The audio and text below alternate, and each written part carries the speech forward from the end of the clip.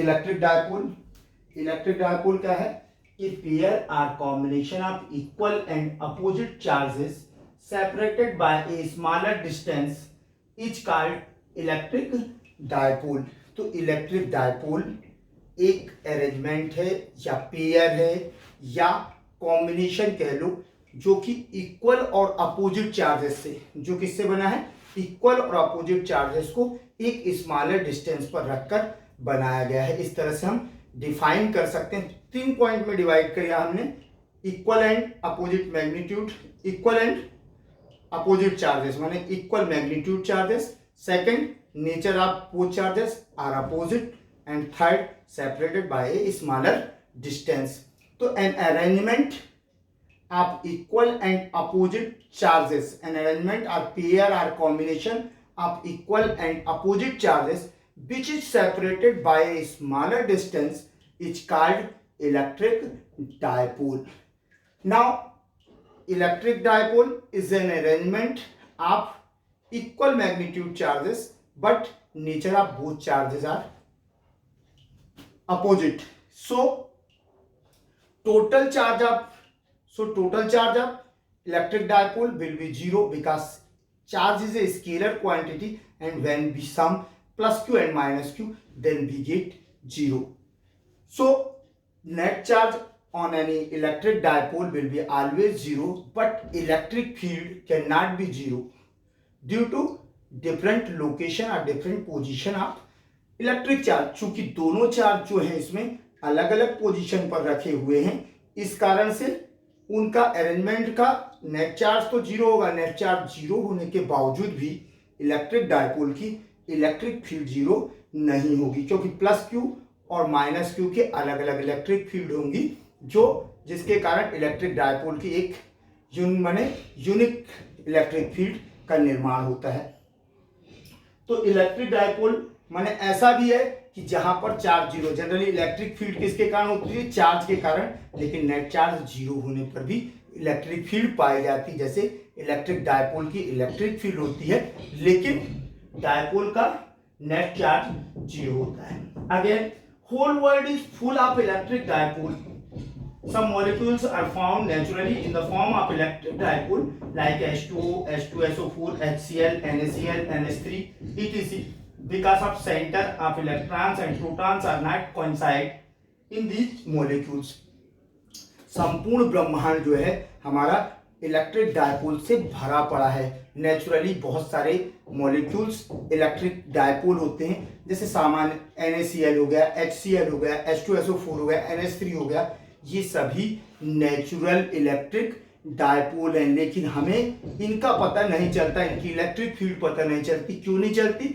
क्योंकि ये सामान्य अवस्था में ये मॉलिक्यूल्स एक दूसरे से इस प्रकार का अरेंजमेंट बनाते हैं कि इनके द्वारा प्रोड्यूस्ड इलेक्ट्रिक फील्ड 0 हो जाती है। माने मॉलिक्यूल्स आपस में इस तरह के संगठन या इस तरह के ऑर्गेनाइजेशन बना लेते हैं, ग्रुप बना लेते हैं, जो एक दूसरे के इफेक्ट को कैंसिल कर देते हैं। इसलिए हमें इसके इफेक्ट का पता नहीं चलता। अब सामान्यतः क्यों है इलेक्ट्रिक डायपोल? अब हमने लिया HCl, तो HCl में हाइड्रोजन का एक एटम और क्लोरीन का एक एटम मॉलिक्यूल बना रहे हैं HCl का। हाइड्रोजन के एटम के अंदर है पॉजिटिव और Cl के अंदर है नेगेटिव। तो पॉजिटिव और नेगेटिव चार्ज दोनों मिल रहे हैं, लेकिन दोनों एक दूसरे को पेनिट्रेट करके एक स्थान पर नहीं मिल रहे हैं। इनके बीच की स्मॉलर डिस्टेंस कितनी होगी? दोनों के रेडियस के सम के बराबर होगी। HCl का जो आपका मॉलिक्यूल है, मॉलिक्यूल में HCl में जो उनकी मिनिमम डिस्टेंस है दोनों के रेडियस के सम के बराबर है। इसी तरह से NaCl है, सोडियम में क्या है? पॉजिटिव, सोडियम के सेंटर पर न्यूक्लियस में पॉजिटिव चार्जेस है, जबकि क्लोरीन में नेगेटिव चार्जेस है। ये भी एक दूसरे को पेनिट्रेट करके नहीं मिल रहे हैं। यदि अधिकतम इनके बीच की न्यूनतम दूरी क्या हो सकती है? दोनों की sum of radius of Na and Cl। तो NaCl भी क्या है? एक नेचुरल इलेक्ट्रिक डायपोल है। और जो एटम्स इलेक्ट्रिक डायपोल नहीं है, मजे की चीज है, जो एटम्स इलेक्ट्रिक डायपोल नहीं है उन्हें जब हम इलेक्ट्रिक फील्ड में रखते हैं तो इलेक्ट्रिक फील्ड के इफेक्ट में इनके क्या होते हैं? ये वैसे तो कोइंसाइड है, इस कारण से इलेक्ट्रिक डायपोल नहीं है, प्रोटॉन और इलेक्ट्रॉन के सेंटर एटम में एक ही स्थान पे होते हैं जो एक दूसरे के प्रभाव को निरस्त कर देते हैं, लेकिन जैसे ही हम इन्हें इलेक्ट्रिक फील्ड में रखते हैं तो इलेक्ट्रिक फील्ड के इफेक्ट में जो रोटेशन है, स्पिनिंग है इलेक्ट्रॉन्स की, जो वन साइडेड स्पिनिंग है इलेक्ट्रॉन्स की, वो अफेक्टेड होती है। एक साइड की फास्ट हो जाती है और एक साइड की कम हो जाती है, जिसके कारण इनके जो सेंटर है इलेक्ट्रॉन्स के सेंटर माने मास ऑफ चार्ज सेंटर वो हट जाता है, जिसके कारण पॉजिटिव माने प्रोटॉन्स के जो सेंटर ऑफ मास है और जो इलेक्ट्रॉन्स का सेंटर ऑफ मास है वो एक दूसरे से शिफ्ट कर जाते हैं और इस तरह से ये एक इलेक्ट्रिक डायपोल में कन्वर्ट हो जाते हैं। अब बात करते हैं इफेक्टिवनेस और स्ट्रेंथ ऑफ इलेक्ट्रिक डायपोल। तो इफेक्टिवनेस और स्ट्रेंथ ऑफ इलेक्ट्रिक डायपोल इतना इंपॉर्टेंट क्यों है, इसकी प्रभावशीलता क्या है, इसकी स्ट्रेंथ क्या है, तो उसके लिए बड़ा सिंपल हम देखते हैं कि हम लेते हैं, मान लेते हैं दो प्लेट हमने प्लस और माइनस की इक्वली रखी और उनके बीच में स्टेब्लिश हो गया यूनिफॉर्म इलेक्ट्रिक फील्ड। अब इस यूनिफॉर्म इलेक्ट्रिक फील्ड में हम 3 इलेक्ट्रिक डायपोल रखते हैं, ए बी सी डी और ई एफ। ए बी में हमने ए बी को बनाया plus Q minus Q charge से, जो कि एक दूसरे से 2a से सेपरेटेड है। सी डी को बनाया हमने प्लस 2q और माइनस 2q से, जो कि एक दूसरे से 4a के डिस्टेंस पर है। और ई एफ को हमने बनाया 3q और माइनस 3q से, और जो एक दूसरे से 6a पे से सेपरेटेड है। अर्थात ए बी की तुलना में बी सी उससे बड़ा और बी सी की तुलना में ई एफ उससे बड़ा, अधिक चार्ज और अधिक डिस्टेंस दोनों ही है। जब इन इलेक्ट्रिक डायपोल्स को हम यूनिफॉर्म इलेक्ट्रिक फील्ड में रखेंगे तो क्या होगा, इस साइड पॉजिटिव है, यहाँ नेगेटिव है, तो जो आपका पॉजिटिव चार्ज है इलेक्ट्रिक डायपोल का, उस पर एक फोर्स लगेगा इलेक्ट्रिक फील्ड में, किस डायरेक्शन में, वो रिपेल करेगा और नेगेटिव को अट्रैक्ट करेगा। तो हमने पढ़ा था E equal to F upon Q, तो F equal to electric force is equal to Q into E। तो जो पॉजिटिव चार्ज इलेक्ट्रिक डायपोल का पॉजिटिव चार्ज है उस पर इस डायरेक्शन में QE फोर्स लगेगा, जबकि अपोजिट डायरेक्शन में माइनस QE फोर्स लगेगा। इसी तरह से CD पर 2QE और माइनस 2QE और EF पर प्लस 3QE और माइनस 3QE। तो इस तरह से मतलब जो फोर्स लगा तीनों पे अलग अलग फोर्स हुए, और इन्होंने क्या किया, एक अरेंजमेंट पर, एक सिंगल अरेंजमेंट पर कपल ऑफ फोर्सेस को फॉर्म कर दिया। और जब कपल ऑफ फोर्सेस फॉर्म होती है तो क्या करते हैं, couple of forces restoring force को क्रिएट करती है और ये टॉर्क क्रिएट करती है। क्या करती है, टॉर्क एक्सर्ट करती है, और टॉर्क इसमें मूवमेंट क्रिएट कर देता है, इलेक्ट्रिक डायपोल को अपने स्थान से मूव करने का प्रयास करता है इलेक्ट्रिक फील्ड के डायरेक्शन में। तो ये टॉर्क अब स्वाभाविक से है कि ए बी पर प्रोड्यूस टॉर्क BC की CD की तुलना में कम होगा और CD पर प्रोड्यूस टॉर्क EF की तुलना में कम होगा। अब टॉर्क बराबर होता है effective either force into perpendicular distance between force. तो परपेंडिकुलर डिस्टेंस दोनों के बीच की आती है, क्या कहते हैं, आपकी जो लेंथ है effective length into sine theta, effective length into sine theta.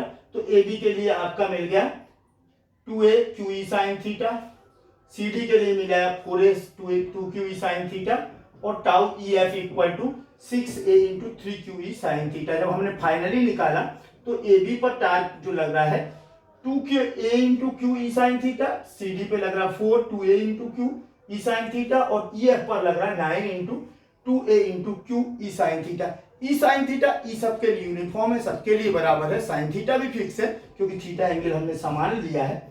अंतर कहाँ आ रहा है, 2a इंटू क्यू फर्स्ट में AB पर, CD पर 2a इंटू क्यू 4 टाइम्स और EF पर 9 टाइम्स 2a इंटू क्यू।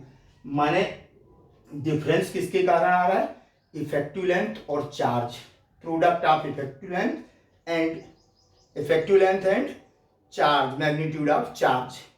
तो ये एक ऐसी राशि है जिसके कारण टॉर्क मूवमेंट को क्या मिल रहा है, मूवमेंट कंपैरिजनली बढ़ रहा है। तुलनात्मक रूप से यदि हम देखें तो सिर्फ और सिर्फ इस प्रोडक्ट के कारण मूवमेंट में चेंज आ रहा है। तो मूवमेंट को कौन चेंज कर रहा है, प्रोडक्ट ऑफ चार्ज और product of charge to effective length तो इसको हमने एक नई फिजिकल क्वांटिटी दिया जो कि स्ट्रेंथ को शो करता है, मूवमेंट को शो करता है। चूंकि मूवमेंट को शो कर रहा है तो हमने इसको कहा dipole movement. It shows the strength of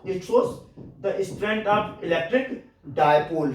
it shows the strength of electric dipole. कौन? Product of magnitude of charge and effective length of electric dipole. It is called effectiveness or strength of electric dipole। तो strength कौन है? Movement of dipole. तो एक नया term हमें physics में यहां पर हम यूज करते हैं, dipole movement. Each electric dipole contains a particular dipole moment and the strength of electric dipole is measured by dipole movement. And what is dipole movement? The dipole movement of a dipole is a vector quantity whose magnitude is either charge times the separation between the two opposite charges and the direction is along the dipole axis from negative charge to positive charge।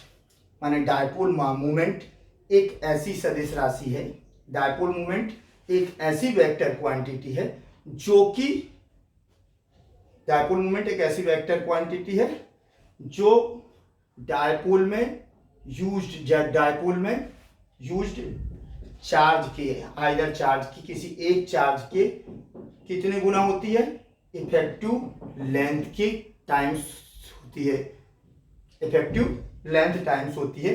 अर्थात dipole movement, मूलतः dipole movement charge और उसकी effective length के product के equal होता है। अब charge, ये क्या है? डायपोल मूवमेंट एक वेक्टर क्वांटिटी है, तो वेक्टर क्वांटिटी है और डिस्टेंस जो है वो भी क्या है? Scalar quantity distance. लेकिन डिस्टेंस को जब हम डिस्प्लेसमेंट के रूप में लेते हैं तो वो क्या हो जाती है? Vector quantity. तो यहां पर जो डिस्टेंस है वो प्लस क्यू के रिस्पेक्ट में माइनस क्यू की separate displacement of minus Q, displacement of minus Q charge या negative charge, displacement of negative charge with respect to positive charge into dipole is a vector quantity and charge is a scalar quantity। So vector movement, so dipole movement is a vector quantity where separation between both charges are taken as a displacement of negative charge with respect to positive charge। due to this reason it will be a vector quantity। so vector p is equal to, इसका direction क्या होता है? हमेशा negative to positive.